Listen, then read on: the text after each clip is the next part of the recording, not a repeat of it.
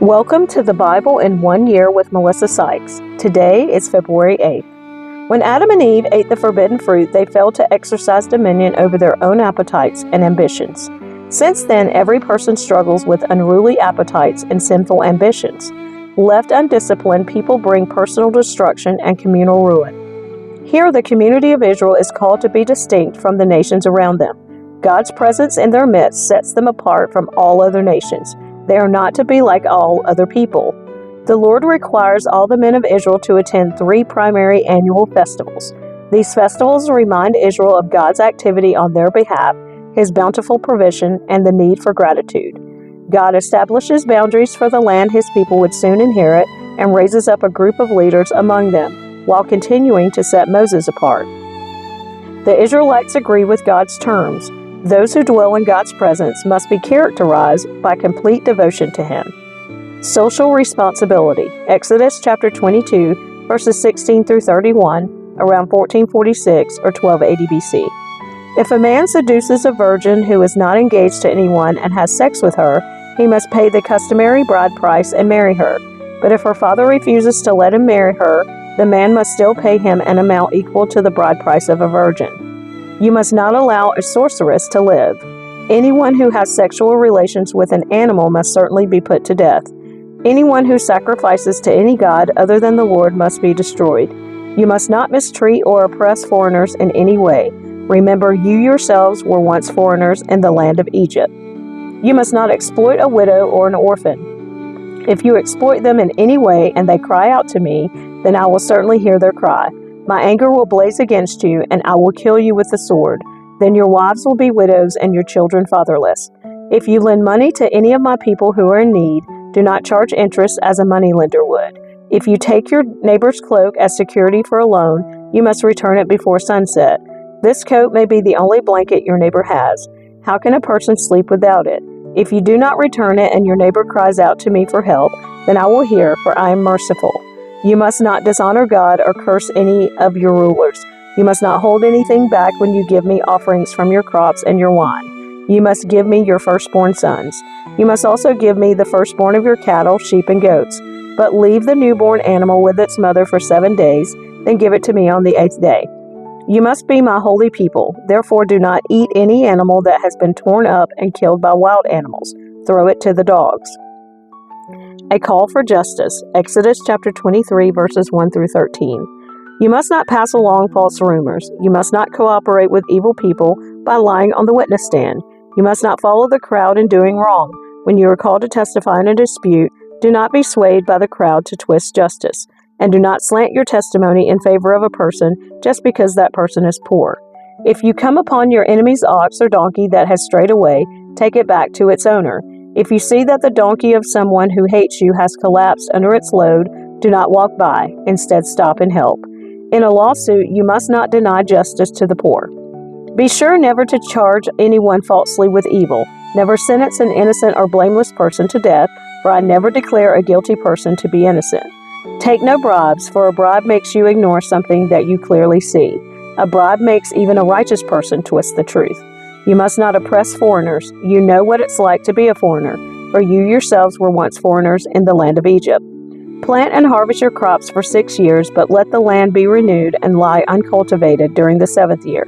Then let the poor among you harvest whatever grows on its own. Leave the rest for wild animals to eat. The same applies to your vineyards and olive groves. You have 6 days each week for your ordinary work, but on the 7th day you must stop working.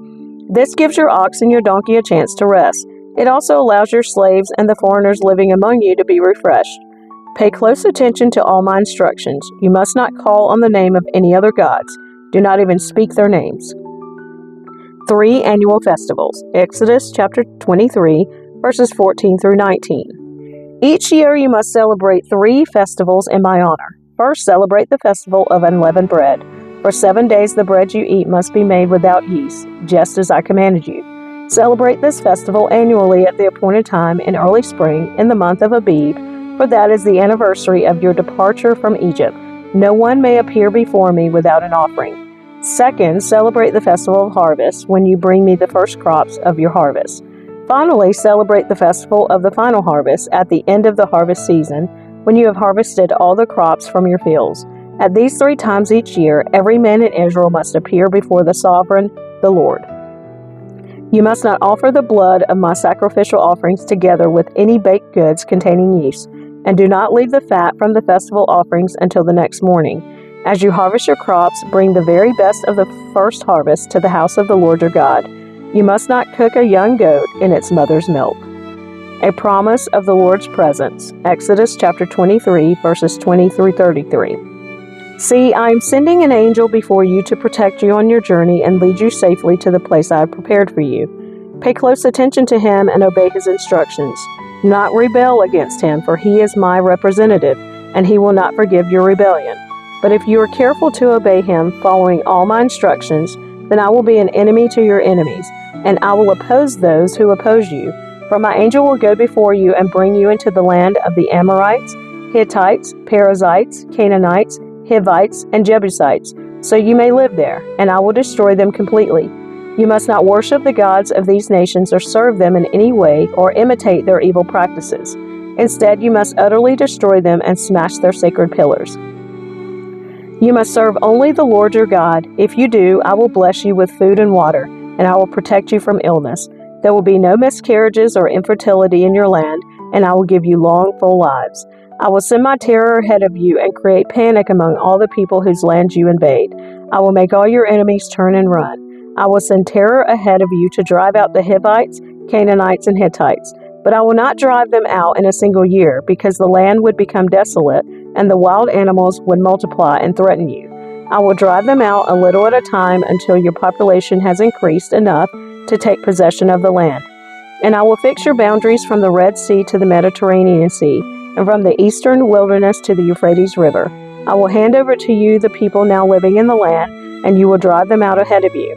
Make no treaties with them or their gods. They must not live in your land, or they will cause you to sin against me. If you serve their gods, you will be caught in the trap of idolatry. Israel accepts the Lord's covenant. Exodus chapter 24, verses 1 through 18. Then the Lord instructed Moses, "Come up here to me and bring along Aaron, Nadab, Abihu, and 70 of Israel's elders. All of you must worship from a distance. Only Moses is allowed to come near to the Lord. The others must not come near, and none of the other people are allowed to climb up the mountain with him." Then Moses went down to the people and repeated all the instructions and regulations the Lord had given them. All the people answered with one voice, "We will do everything the Lord has commanded." Then Moses carefully wrote down all the Lord's instructions. Early the next morning, Moses got up and built an altar at the foot of the mountain. He also set up 12 pillars, one for each of the 12 tribes of Israel. Then he sent some of the young Israelite men to present burnt offerings and to sacrifice bulls as peace offerings to the Lord. Moses drained half the blood from these animals into basins. The other half he splattered against the altar. Then he took the book of the covenant and read it aloud to the people. Again, they all responded, "We will do everything the Lord has commanded. We will obey." Then Moses took the blood from the basins and splattered it over the people, declaring, "Look, this blood confirms the covenant the Lord has made with you in giving you these instructions." Then Moses, Aaron, Nadab, Abihu, and the 70 elders of Israel climbed up the mountain.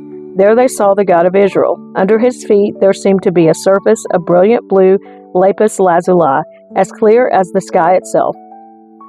And though these nobles of Israel gazed upon God, he did not destroy them. In fact, they ate a covenant meal, eating and drinking in his presence.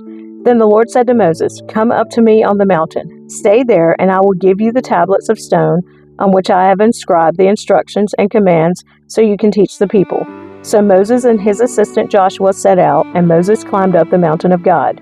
Moses told the elders, "Stay here and wait for us until we come back. Aaron and Hur are here with you. If anyone has a dispute while I am gone, consult with them." Then Moses climbed up the mountain, and the cloud covered it. And the glory of the Lord settled down on Mount Sinai, and the cloud covered it for 6 days. On the 7th day the Lord called to Moses from inside the cloud.